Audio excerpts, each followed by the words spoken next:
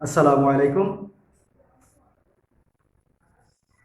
প্রিয় শিক্ষার্থীবৃন্দ, সবাইকে বৈকালিক ক্লাসে স্বাগত। আজ আমি উপস্থিত হয়েছি পঞ্চম শ্রেণীর ইসলাম ও নৈতিক শিক্ষা নিয়ে। তো প্রিয় শিক্ষার্থীবৃন্দ, পঞ্চম শ্রেণীর সকল শিক্ষার্থী, তোমাদের ইসলাম ও নৈতিক শিক্ষা পাঠ্য বই তোমাদের খাতা কলম নিয়ে টেবিলের সামনে বসে পড়ো।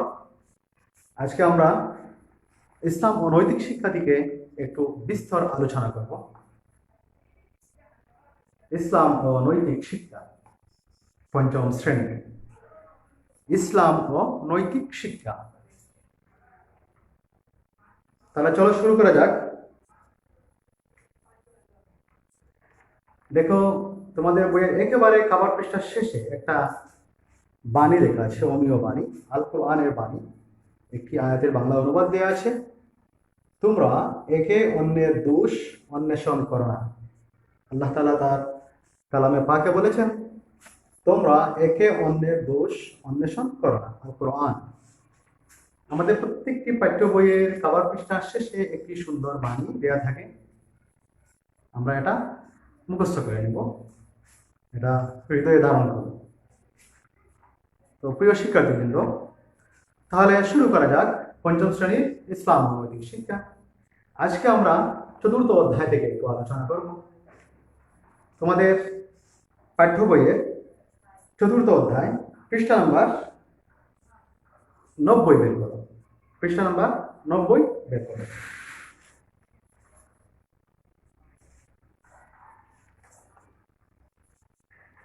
আমাদের পাঠের শিরোনাম হচ্ছে কোরআন মজিদ শিক্ষা। আজকে আমরা ইসলাম ও নৈতিক শিক্ষা থেকে যে অধ্যায় পড়ছি, এটা শিরোনাম হচ্ছে কোরআন মজিদ শিক্ষা।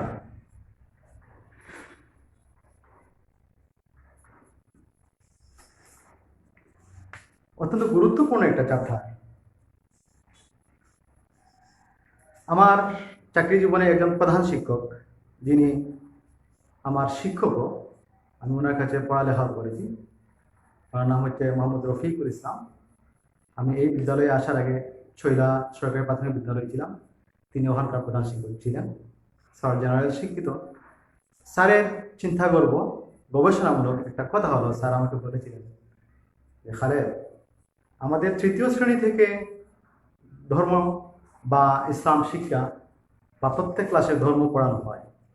যদি একটা শিক্ষার্থী তৃতীয় শ্রেণী থেকে পঞ্চম শ্রেণী পর্যন্ত ইসলাম ও নৈতিক শিক্ষা যে পাঠ্য বই আছে, যদি এটা ভালো করে অধ্যয়ন করে, তাহলে পঞ্চম শ্রেণীতে ওঠার পর সে কোরআন মজিদ পড়তে পারবে। আমি দেখেছি স্যারের যে চিন্তা করবো, এই যে উদ্ধৃতিটি, এটা সঠিক। যদি শিক্ষার্থীরা মনোযোগ সহকারে তৃতীয় শ্রেণী থেকে সমান গুরুত্ব দিয়ে পড়ে থাকে, তাহলে পঞ্চম শ্রেণীতে উঠে কোরআন মজিদ পড়ার কথা। এটা তো একটা ভাষা। ছেলেমেয়েরা যদি ইংরেজি শিখতে পারে, আরবি শিখতে পারবে না কেন? আরবি ভাষা পড়তে পারলেই তো সে কোরআন শরীফ পড়তে পারছে। তো ঠিক আছে শিক্ষার্থীবৃন্দ, আমরা সমান গুরুত্ব দেবো এই বিষয়ের উপর। অনেক ছেলে মেয়ে শুধু ইংরেজি পড়তে গিয়ে, ইংরেজি শিখতে গিয়ে, গণিতে ভালো হতে গিয়ে তারা এই ইসলাম নৈতিক শিক্ষা বা ধর্ম শিক্ষা, হিন্দু ধর্মের ছেলে মেয়েরাও তাদের যে ধর্ম নৈতিক শিক্ষা যেটা থাকে, হিন্দু ধর্ম নৈতিক শিক্ষা, এই বইয়ের উপরে একটু কম গুরুত্ব দিয়ে থাকে। এখন প্রতিযোগিতার সময়ে সবাই কি চায়? এ প্লাস, এ প্লাস, এ প্লাস। এই জন্য সবাইকে এটাও গুরুত্ব সহকারে পড়তে হয়। তো আমরা ধর্ম জানবো, ধর্মকে জানার জন্য, ধর্মকে আরো সঠিকভাবে যাতে জেনে ধারণ করতে পারি, এই জন্য আমরা প্রত্যেকের ধর্ম বিষয়টা ভালো করে আন্তরিকতার সাথে আমরা অধ্যয়ন করব এবং হৃদয়ে ধারণ করব। তো কোরআন মজিদ শিক্ষা, আমি সম্পূর্ণ পাঠটি রিডিং পড়বো না, পড়তে পারবো না। এখান থেকে আমি মূল পয়েন্টগুলো একটু আলোচনা করব। এখানে কোরআন মজিদের পরিচয়ে কোরআন মজিদ তিলাওয়াতের উদ্দেশ্য বলা হয়েছে। কোরআন মজিদ তিলাওয়াতের উদ্দেশ্য 4টি এখানে বলা আছে। দেখো, এটাকে অন্য বেগুনি কালার দিয়ে দেওয়া আছে 4টি উদ্দেশ্য। পবিত্র কোরআন মজিদ তেলাওয়াতের কিছু উদ্দেশ্য আছে। এটা হচ্ছে 4টি উদ্দেশ্য, আমরা একটু জেনে নেই। নাম্বার 1, সহিহ শুদ্ধভাবে তিলাওয়াত করা। কোরআন মজিদ তিলাওয়াতের 1 নম্বর উদ্দেশ্য সহিহ শুদ্ধভাবে তিলাওয়াত করা। 2, এর অর্থ বোঝা। 3, আল্লাহ পাক যা আদেশ করেছেন তা পালন করা। আচ্ছা, আল্লাহ পাক যা নিষেধ করেছেন তা থেকে বিরত থাকা। তো আমরা জানলাম কোরআন মজিদ তেলাওয়াতের উদ্দেশ্য হচ্ছে 4টি।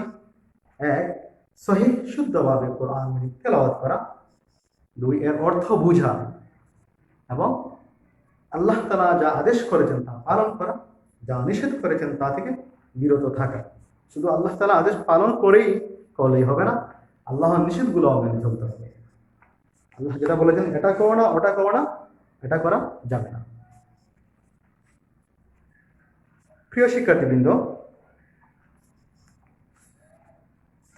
কোরআন মজিদ সহিহ শুদ্ধভাবে পড়তে হলে যদি আমরা 1 নম্বর উদ্দেশ্যটি অর্জন করতে চাই তাহলে তাজবিদ পড়তে হবে। তাজবিদ বাংলা ভাষা সহিহ শুদ্ধভাবে জানতে হলে আমরা ব্যাকরণ পড়ি, ইংরেজি ভাষার জন্য গ্রামার পড়ি, তেমনি কোরআন মজিদ সহিহ শুদ্ধভাবে পড়ার জন্য আমরা তাজবিদ পড়ি। তাজবিদ শব্দের অর্থ সৌন্দর্য মণ্ডিত করা। তাজবিদ পড়লে কোরআন মজিদকে সৌন্দর্য মণ্ডিত করে পড়া যায়। তো তাজবিদের একটি অন্যতম গুরুত্বপূর্ণ বিষয় হচ্ছে আমরা এই অধ্যায়ে পড়ব মাখরাজ। মাখরাজ আরবি আমরা যেমন বাংলা শুদ্ধ করে পড়তে হলে তার বর্ণগুলিকে তার স্থান থেকে সঠিকভাবে উচ্চারণ করতে হয়, ইংরেজি বর্ণগুলিকে সঠিকভাবে উচ্চারণ করতে হয়, তেমনি আরবি হরফগুলিকে সঠিকভাবে উচ্চারণ করতে হলে মাখরাজ জানতে হবে। মাখরাজ আরবি শব্দ উচ্চারণের সময় মুখের এক জায়গা থেকে একটি হরফ উচ্চারিত হয়, কখনো জিহ্বা, কখনো তালু, কখনো দাঁত, কখনো ঠোঁট, কখনো কণ্ঠনালী, নানা স্থান থেকে হরফ উচ্চারণ করা হয়। আরবি হরফ উচ্চারণের স্থানকে বলে মাখরাজ। আমরা মাখরাজ কাকে বলে শিখে নিলাম। আরবি হরফ উচ্চারণের স্থানকে বলা হয় মাখরাজ। তুলনামূলকভাবে অন্যান্য বিষয়ের থেকে ধর্ম ও নৈতিক শিক্ষা বিষয়টি বেশ সহজ থাকে। তো শিক্ষার্থীরা যদি একটু আন্তরিকতার সাথে ওগুলি বাড়িতে পড়ে নেয় তাহলে তারা এটাকে সমাধান করতে পারবে, এটা নিজে নিজে থেকে পড়তে পারবে।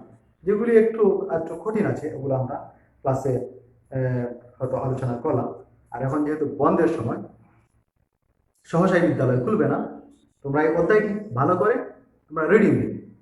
আমাদের যে পাঠ্যপুস্তকগুলো থাকে এগুলিকে আমাদের পাঠ্যপুস্তক যারা আলোচনা করে থাকেন তারা কি করে, তবে গবেষণা করে, বিজ্ঞ ভাগ্য শিক্ষাবিদেরা গবেষণা করে পাঠ্যপুস্তকগুলো লেখেন, যাতে একজন শিক্ষার্থী এই বইটা লেখা হয় যাতে 5ম শ্রেণীর একজন শিক্ষার্থী খাবারের শুরু থেকে খাবারের শেষ পর্যন্ত ভিতরে যা কিছু আছে সব কিছু সে ভালোভাবে পড়তে পারবে, পড়ে তার এগুলি অর্জন করার মতো, পড়ে শেষ করার মতো, তা পড়ার মতো সহজ সাধ্য।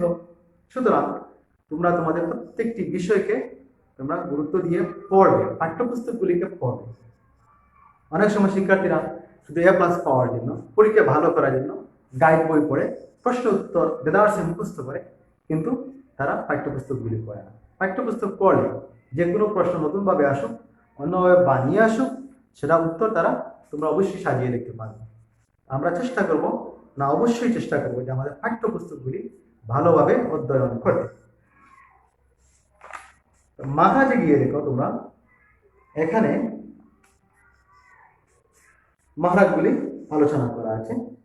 এই দেখো 1 থেকে 17 পর্যন্ত আলোচনা করা আছে। মাখরাজ হচ্ছে 17টি, আরবি হরফ হচ্ছে মোট 29টি।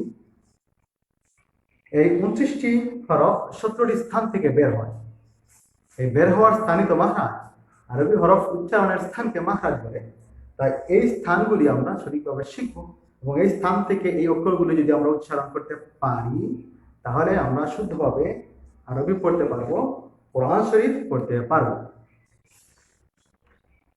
তাহলে যে 1 নম্বর যে উদ্দেশ্য আছে সহিহ শুদ্ধভাবে কোরআন তিলাওয়াত করা, আমরা এটা পারবো। এর অর্থ বোঝা, অর্থ বুঝতে হলে আমরা পরে পরবর্তী গিয়ে আজকে ক্লাস নয়, এখানে অনেক সূরা দেওয়া আছে, সূরার বাংলা অনুবাদ দেওয়া আছে, আমরা এগুলা পড়ব।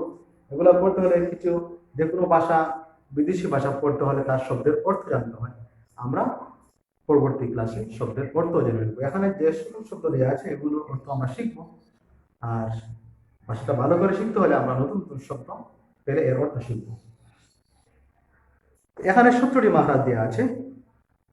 17টি মাখরাজ তোমরা একবার নিজেরা পড়ে নাও। তোমাদেরকে আমি 3 মিনিট সময় দিলাম।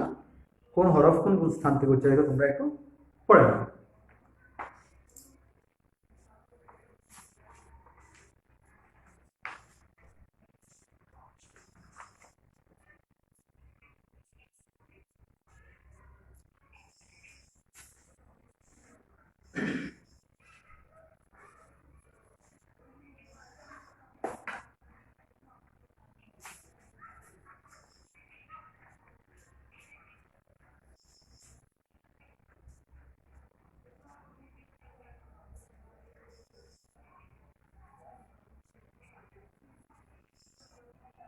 ঠিক আছে সোনামণিরা, তোমরা নিশ্চয় পড়ে নিয়েছো।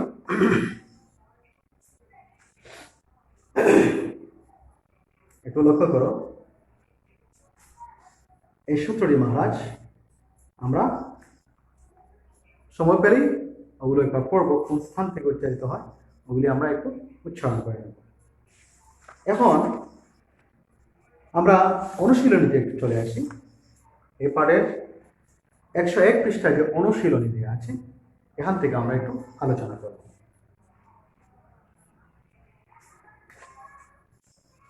অনুশীলনী নির্বাচনিক প্রশ্ন, বহু নির্বাচনের প্রশ্ন দেওয়া আছে। বহু নির্বাচনের প্রশ্ন, সঠিক উত্তরের পাশে টিক চিহ্ন দাও। 1 নম্বরে বলা আছে কণ্ঠনালীর মাঝখান থেকে উচ্চারিত হয়। কণ্ঠনালীর মাঝখান থেকে উচ্চারিত হয় কোন হরফ? তোমরা একটু দেখে নাও তো। মহারাজের চাপটা একটু পড়ে আসো। কণ্ঠনালীর মাঝখান থেকে উচ্চারিত হয়।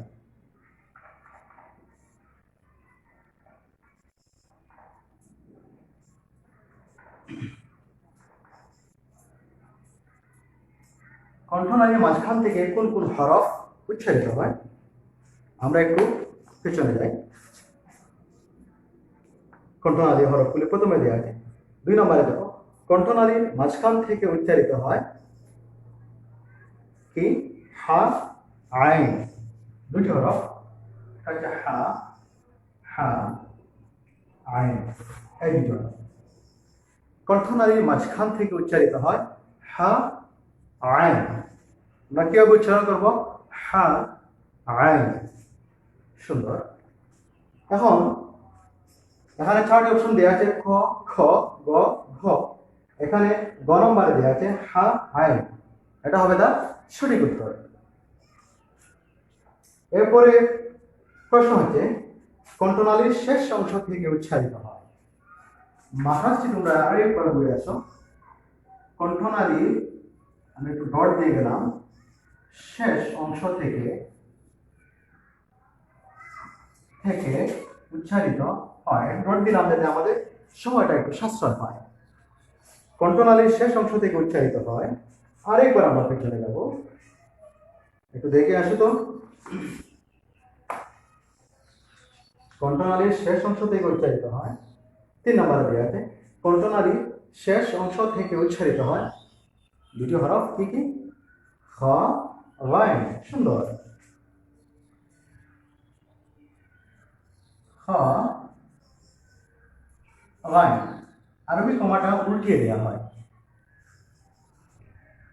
খ, গাইন। গাইনের উপরে একটা ওটা হবে। নাম্বার 3, জিহ্বার অগ্রভাগ তালুর সাথে লাগিয়ে উচ্চারিত হয়। না, বলো তো কি?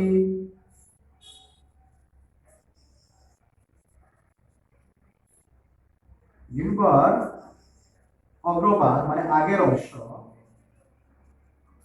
তালুর সাথে লাগিয়ে,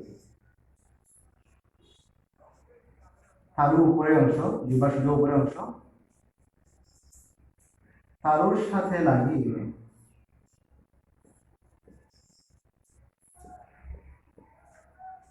জিহ্বার অগ্রভাগ তালুর সাথে লাগিয়ে উচ্চারিত হয়।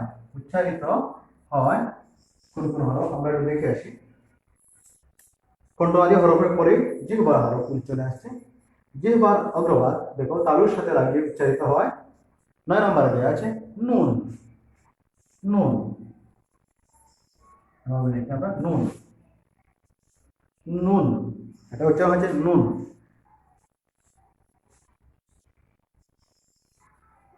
পবিত্র কোরআনের একটি সূরার শুরুতে দেওয়া আছে আয়াত নুন ওয়াল কালামি ওয়া মা ইয়াসতুরুন। এরপর 4 নম্বরে দেওয়া আছে জিহ্বার অগ্রভাগ সামনের উপরের দুই দাঁতের শেষ ভাগে লাগিয়ে উচ্চারিত হয়। 4 নম্বর জিহ্বার অগ্রভাগ সামনের উপরের দুই দাঁতের শেষ ভাগে লাগিয়ে।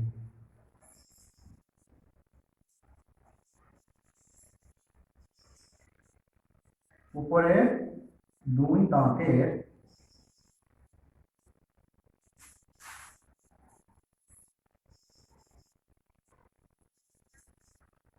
শেষ ভাগে লাগিয়ে কি উচ্চারিত হয় বলো তো?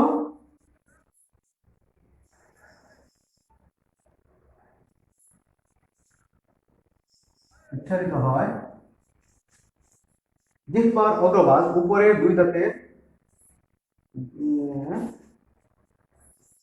সামনের উপরের দুই দাঁতের শেষ ভাগে লাগিয়ে। হ্যাঁ জিহ্বার সামনের উপরের দুই দাঁতের শেষ ভাগে লাগিয়ে। হ্যাঁ এখানে আমরা পেয়েছি 13 নম্বরে জিহ্বার অগ্রভাগ সামনের উপরের দুই দাঁতের শেষ ভাগে লাগিয়ে উচ্চারিত হয়। এই তিনটা হরফ জা সিন সদ। জা সিন আর আছে সদ।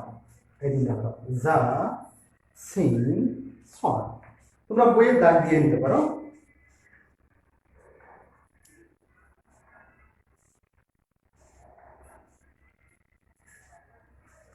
এগুলো তোমরা আমার সাথে সাথে তুলে নেবে। আমাদের পড়ার পাশাপাশি লেখার প্র্যাকটিসটাও রাখতে হবে।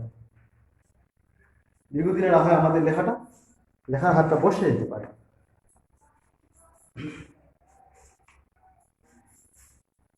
উপরে অংশগুলো একটু মুছে দিই।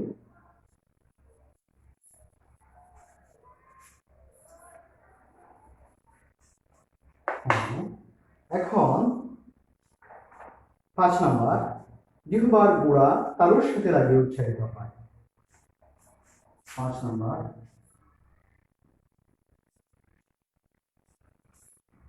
জিহ্বার গুড়া তালুর সাথে লাগিয়ে উচ্চারিত হয়।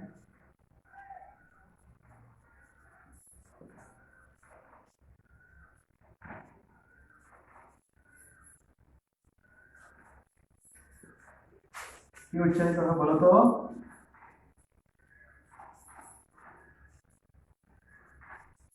জিহ্বার গুড়া, গুড়া বলতে জিহ্বার মূল, জিহ্বার মূল বা জিহ্বার শেষ অংশ। জিহ্বার গুড়া এখানে দেখো তো 4 নম্বরে দেওয়া আছে জিহ্বার গুড়া তালুর সাথে লাগিয়ে উচ্চারিত হয় আ। এই যে কাফ আছে এটা আ। অফ আমরা এটাকে বলবো অফ। আরেকটা আছে কাফ, এটা হচ্ছে অফ।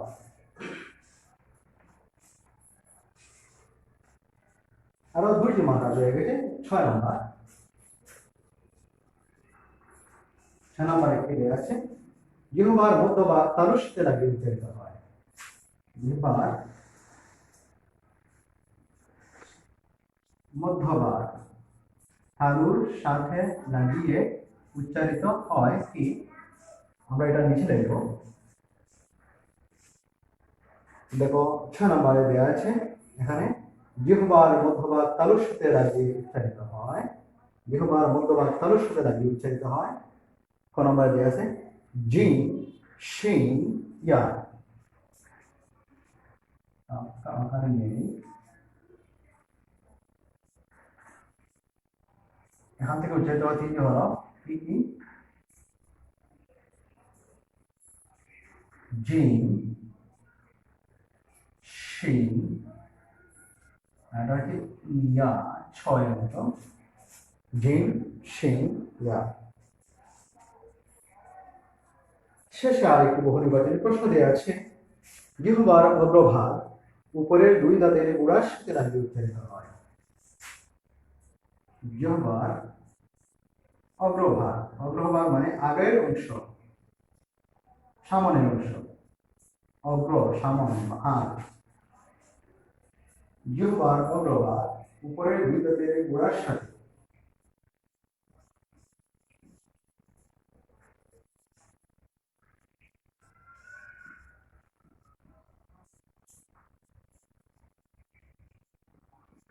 উপরের দুই দাঁতের গুড়া, আমরা আগে বলেছি মূল,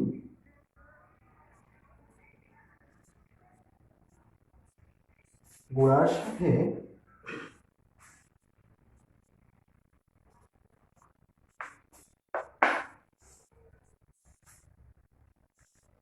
লাগিয়ে উচ্চারিত হয়।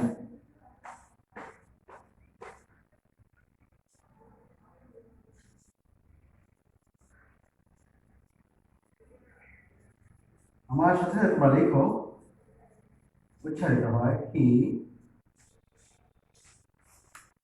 জিহ্বার অগ্রভাগ উপরের দুই দাঁতের গোড়ার সাথে লাগিয়ে উচ্চারিত হয়। আমরা দেখো এখানে 13 নাম্বার দেওয়া আছে, জিহ্বার অগ্রভাগ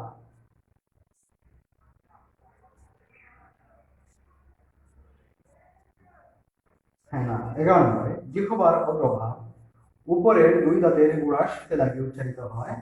11 নম্বরে দেওয়া আছে তা, দাল, প, তা, দাল,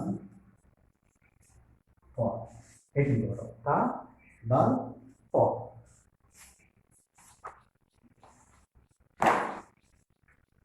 প্রিয় শিক্ষার্থীবৃন্দ, এই 7টি বহু নির্বাচনী প্রশ্ন, এখান থেকে সমাপনী পরীক্ষায় একটা বা দুইটা দেওয়া থাকবে।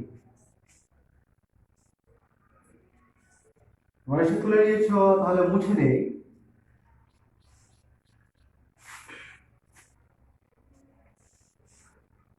মাখরাজগুলি, এখানে যে 17টি মাখরাজ দেওয়া আছে এগুলি আমরা যত্ন সহকারে বাড়িতে বারবার পড়ব। আর পঞ্চম শ্রেণীর অধিকাংশ শিক্ষার্থী, প্রায় সকল শিক্ষার্থী, অল্প কিছু সংখ্যক ছাড়া পঞ্চম শ্রেণীতে যে সকল ছেলেমেয়েরা পড়ে তাদের প্রায় সবাই কোরআন শরীফ পড়তে পারে। তো আমাদের এই সিলেট অঞ্চলে যে সকল ছেলেমেয়েরা আমার ক্লাস দেখছো, তোমরা নিশ্চয়ই জানো এখানে সিলেট অঞ্চলে এখন সারা দেশ এবং সারা পৃথিবীব্যাপী এটা ছড়িয়ে পড়েছে। রমজান মাস আসলে আমাদের বিদ্যালয় বন্ধ থাকে, তখন মসজিদে মসজিদে, মাদ্রাসায় মাদ্রাসায় দারুল কেরাত পড়া হয়। এখানে কোরআন শরীফ শুদ্ধ করে পড়া হয়, এখানে তাজবিদ শিক্ষা দেওয়া হয়। যে সকল শিক্ষার্থী পঞ্চম শ্রেণীতে পড়ছো এবং এমনকি কোরআন শরীফ এর আগে পড়ে ফেলেছ, তোমরা কেউ কেউ দারুল কেরাতে পড়েছ বা পড়ে থাকো, তো কোরআন শরীফ শুদ্ধ করে পড়ার একটি কেন্দ্র হচ্ছে, একটি স্থান হচ্ছে দারুল কেরাত। এখানে সিলেট অঞ্চলে এটা দারুল কেরাত মজিদিয়া ফুলতলি নামে বহুল পরিচিত একটি প্রতিষ্ঠান। আমি আহ্বান করব তোমরা প্রতি রমজান মাসে দারুল কেরাতে ভর্তি হয় পবিত্র কোরআনকে সহিহ এবং শুদ্ধভাবে পড়ার চেষ্টা করবে। আমি নিজেও পড়েছি, আমি নিজেও পবিত্র কোরআন শুদ্ধ করে পড়তে পারি। আমরা যারা যে ধর্মেরই থাকি না কেন, আমরা আমাদের ধর্মকে অধ্যয়ন করব, ধর্ম সম্বন্ধে আমরা অগাধ জ্ঞান ধারণ করব। হয়তো মানুষ ধর্ম সম্বন্ধে যথেষ্ট জ্ঞান না থাকলে মানুষ বিভ্রান্ত হয়ে যায়। অনেক সময় অনেক মানুষকে বিভ্রান্ত করে ফেলে। আমরা আমাদের সঠিক ধর্ম, সঠিক আকীদা পোষণের জন্য ধর্মকে জানবো, ধর্মকে অধ্যয়ন করব। ঠিক আছে সোনামণিরা, আমরা এখন চলে আসছি খ নম্বরে। আমরা বিশেষ করে প্রশ্ন উত্তরগুলি আজকে আলোচনার মধ্যে নিয়ে এসে, এখানে খ নম্বরে 5টি শূন্যস্থান দেওয়া আছে। 5টি শূন্যস্থান। দেখো, 1 নম্বর কোরআন মজিদ আল্লাহর দেশ। বলো তো কি কোরআন আমরা প্রথমে পড়েছি কোরআন মজিদ আল্লাহর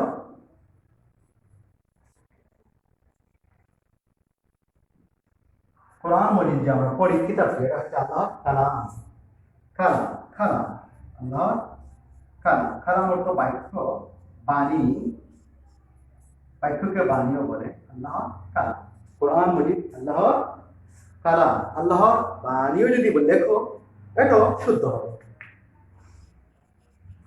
কোরআন মজিদ আল্লাহর কালাম। আমরা শূন্যস্থান পূরণ করতে গিয়ে শূন্যস্থানে যে শব্দ বা শব্দগুচ্ছ লিখবো এটা নিচে এটি দাগ দিয়ে দেবো, এটাকে চিহ্নিত করে দেবো নিচে দাগ দিয়ে। কোরআন মজিদ আল্লাহর কালাম। এটা তোমাদের বহু নির্বাচনী প্রশ্ন চলে আসতে পারে। কোরআন মজিদ আল্লাহর কালাম, বহু নির্বাচনী প্রশ্ন এটা চলে আসতে পারে। কোরআন মজিদ আল্লাহর কালাম, মানুষের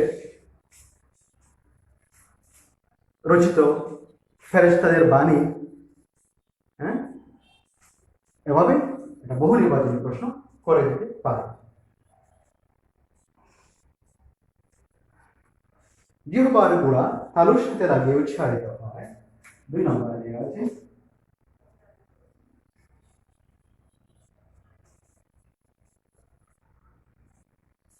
জিহ্বার গোড়া, বলো তো গোড়া শব্দের অর্থ কি?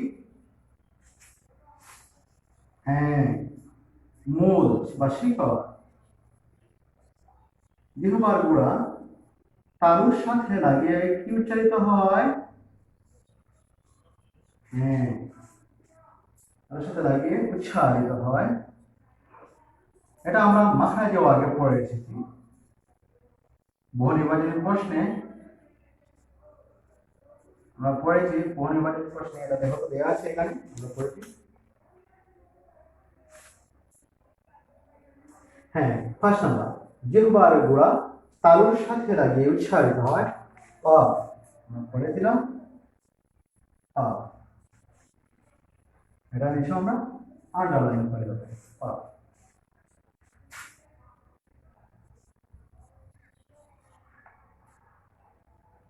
3 নম্বরে দেওয়া আছে হা আইন কণ্ঠনালীর দেশ থেকে উচ্চারিত হয়। হা আইন, বলো তো কণ্ঠনালীর দেশ থেকে উচ্চারিত হয়।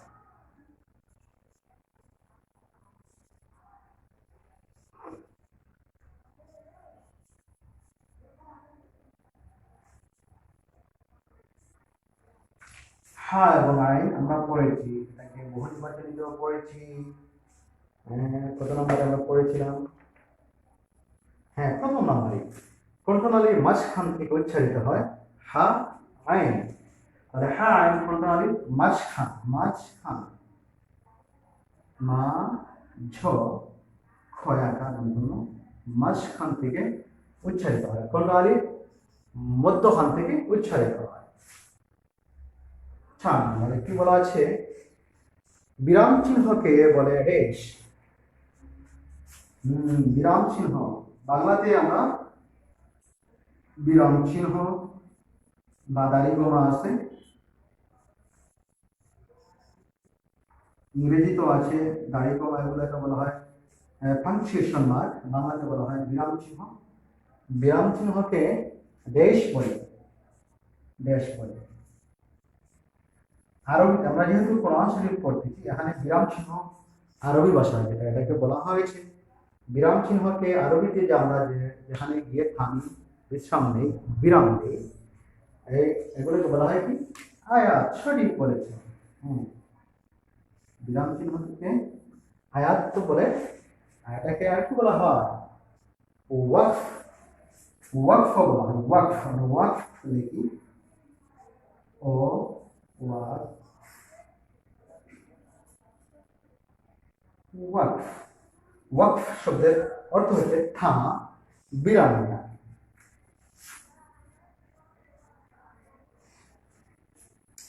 শেষ শেষ শূন্যস্থানটি কি? কোরআন মজিদের ভাষা। আমরা সবাই জানি কোরআন মজিদের ভাষা কি বলতো? কোরআন মজিদ কোন ভাষায় রচিত? হ্যাঁ, কোরআন মজিদের ভাষা আরবি। শুনতে বলেছ, আরবি। কোরআন মজিদের ভাষা আরবি। কোরআন মজিদ আল্লাহর বাণী। আল্লাহ তাআলা কোরআন মজিদকে আরবি ভাষায় নাযিল করেছেন। কিন্তু আল্লাহ তাআলা পৃথিবীর সব দেশের, সব মানুষের, সব প্রাণী, সব জীব জন্তুর সব কিছুর ভাষা বুঝেন।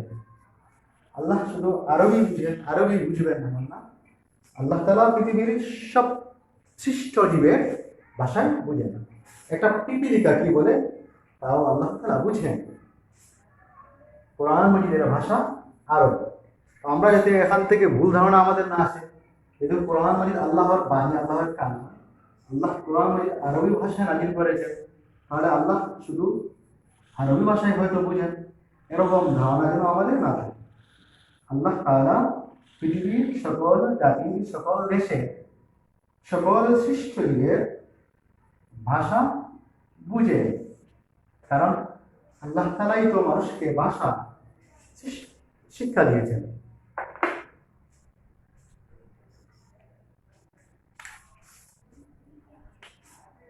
ঠিক আছে সোনামণিরা, এখন আমরা গ নাম্বার বাম পাশের শব্দগুলোর সাথে ডান পাশের শব্দগুলোর মিলকরণগুলো আমরা পড়ব।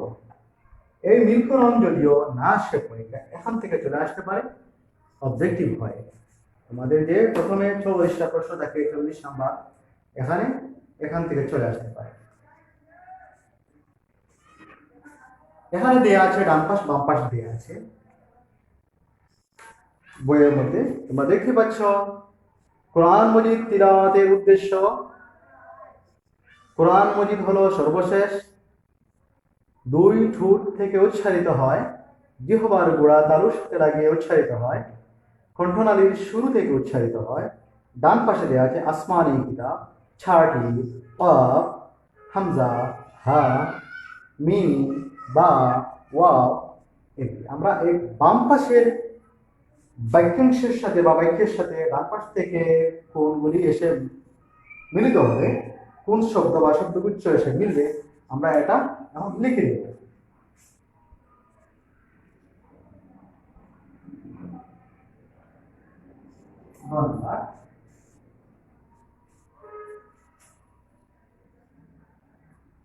আমরা একবার মিলিয়ে লিখে দেব। কোরআন মজিদ তিলাওয়াতের উদ্দেশ্য। ডান দিক থেকে এখানে কোন এসে বলবো বলতো?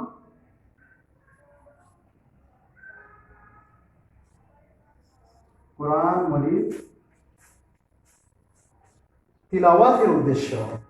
হ্যাঁ, ডান দিক থেকে, হ্যাঁ লেখা তো স্পষ্ট দেখা যাচ্ছে। ঠিক আছে, একটু আলো স্বল্পতা চলে এসেছে, পুর র হবে। কোরআন মজিদ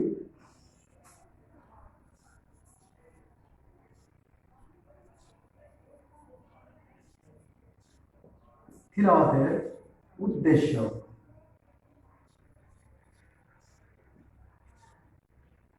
কি? ডান দিক থেকে বলো তো, আসমানি কিতাব, 6টি, কফ, হামজা, হা, ওয়াও, বা, মিম। এখানে বসবে 6। আমরা প্রথমে আলোচনা করেছি কোরআন মজিদ তিলাওয়াতের উদ্দেশ্য 6টি। তাহলে আমরা একটা চলে গেল ডান দিক থেকে। কোরআন মজিদ হলো সর্বশেষ। হ্যাঁ, এরপরে এখানে নাম্বার দেবো, আমরা নাম্বার দেবো না।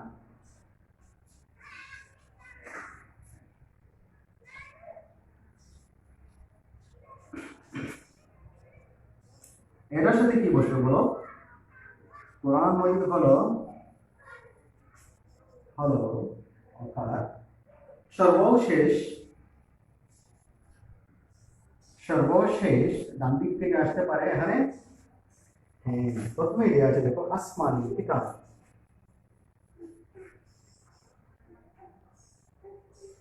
আসমানি কিতাব, নবী রাসূলের উপর আল্লাহ তাআলা যে সকল কিতাব অবতীর্ণ করেছেন, ওগুলোকে বলা হয় আসমানি কিতাব। আসমানি কিতাব।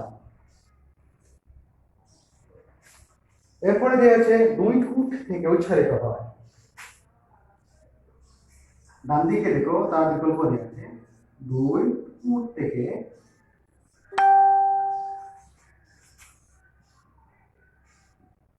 কি উচ্চারিত হয় বলো তো?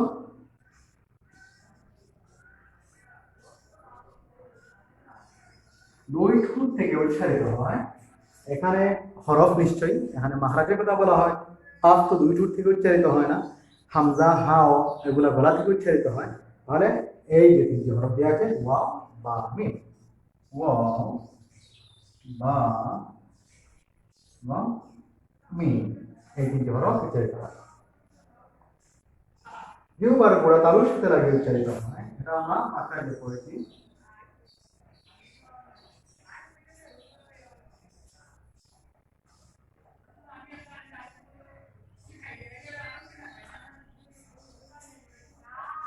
জিহ্বার গোড়া তালুর সাথে লাগিয়ে উচ্চারিত হয়, কি বলতো?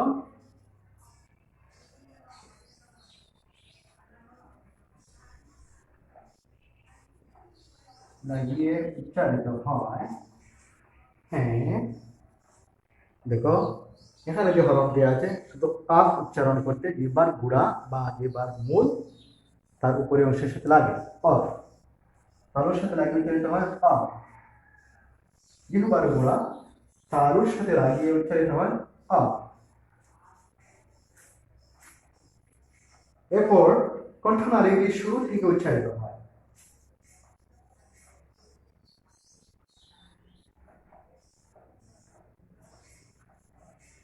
কণ্ঠনালীর শুরু মানে শুরুর অংশ, আমরা যেটা রয়ে গেছে ডান দিকে, ওইটা শুরু থেকে উচ্চারিত হয় কি বলতো? শুরু থেকে উচ্চারিত হয়, এখান থেকে রয়েছে দুইটা হরফ, হামজা এবং হা, এই দুটি। দেখো শিক্ষার্থী বন্ধুরা, তোমরা লেখো আর আমি একটু পড়ে দিই। আলো স্বল্পতার কারণে বোর্ডের লেখাগুলি দেখতে হয়তো একটু না দেখা যাচ্ছে। তোমরা লিখে দেখো, কোরআন মজিদ তিলাওয়াতের উদ্দেশ্য ছাড়। কোরআন মজিদ হলো সর্বশেষ আসমানি কিতাব। 2 ফুট থেকে উচ্চারিত হয়, 2 ফুট একসাথে লাগিয়ে উচ্চারিত হয়। হ্যাঁ, 2 ফুট, আর দাঁত লাগে না, অন্য অংশ লাগে না। ওয়াও বা মিম, 2 ফুট থেকে এই হরফগুলো উচ্চারিত হয়। জিহ্বার গোড়া মানে মূল তালুর সাথে লাগিয়ে উচ্চারিত হয় কণ্ঠনালীর শুরু থেকে উচ্চারিত হয় হামজা হা, হামজা হা।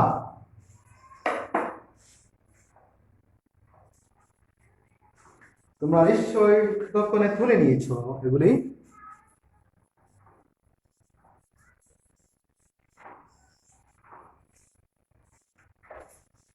ঠিক আছে,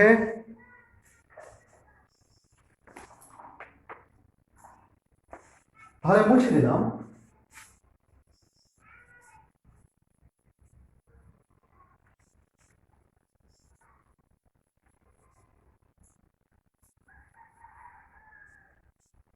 প্রিয় শিক্ষার্থীবৃন্দ, এখন ঘ নম্বর সংক্ষিপ্ত উত্তর প্রশ্ন, যেটা আমাদের পরীক্ষা থাকে, এগুলি প্রতিটা প্রশ্নে 2 নাম্বার দেওয়া থাকে। সংক্ষিপ্ত উত্তর প্রশ্ন না, 12টা প্রশ্নে 12 নাম্বার দেওয়া থাকে, 1 নাম্বার থাকে। কোরআন মজিদ পাঠের উদ্দেশ্য কই? আমি শুধু উত্তর বলে দেব। কোরআন মজিদ পাঠের উদ্দেশ্য কই, সংক্ষেপে আমরা এগুলি উত্তর লিখে দেব, ছাড় দেব, বা এক বাক্যে লিখতে পারি, কোরআন মজিদ তিলাওয়াতের উদ্দেশ্য ছাড়।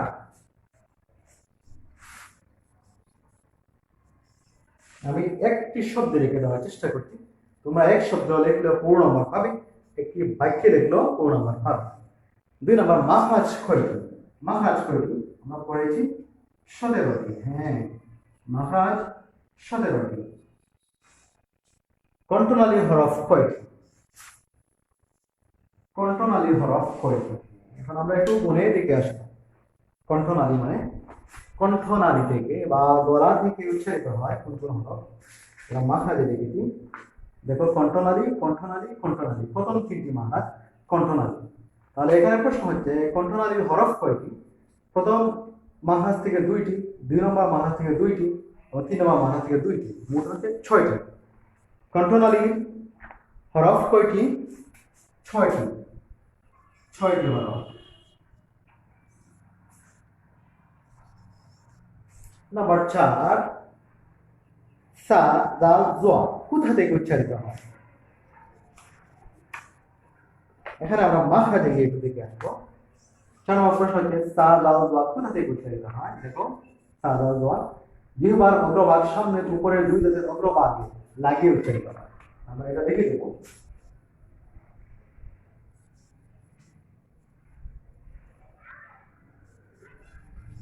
জিহ্বার অগ্রভাগ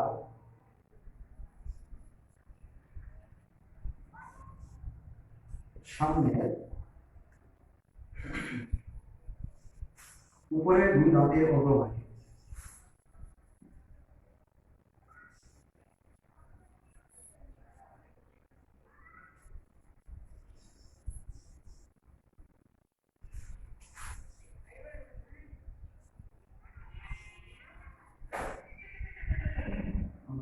লাগিয়ে উচ্চারিত হয়। কি উচ্চারিত হয়? উচ্চারিত হয়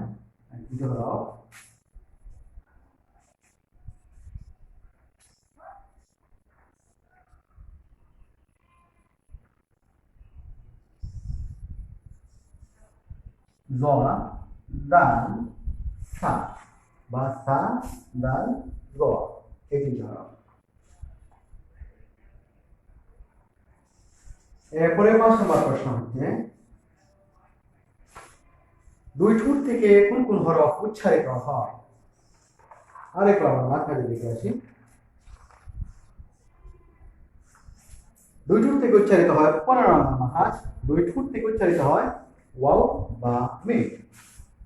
এটা আমরা আগেও পড়েছি, ওয়াও বা এটাকে মিম, এই তিনটি হরফ।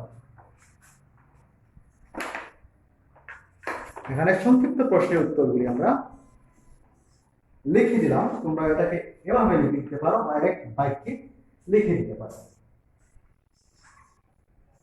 এভাবে লিখে দিলেও 5টি প্রশ্নের জন্য তোমরা 5 গুণ 1 5 নাম্বারই পাবে।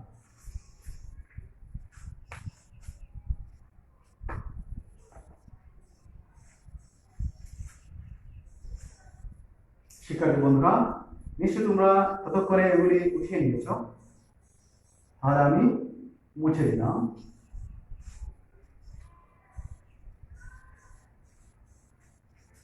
এটা থেকে আমি আরেকদিন আলোচনা করব, আরো একটু বিস্তর আলোচনা করে শেষ করে দেব। তোমরা বাড়িতে যে 17টি মাখরাজ দেওয়া আছে এগুলো ভালো করে পড়বে এবং এগুলো আয়ত্তে আনার চেষ্টা করবে। তোমাদের বাড়ি আরো একটি কাজ দেই, আরবি হরফ আমরা জেনে এসেছি 29টি। আরবি 29টি হরফ তোমরা তোমাদের খাতায় সুন্দর করে লিখবে, একবার নয় কয়েকবার, বারবার লিখবে।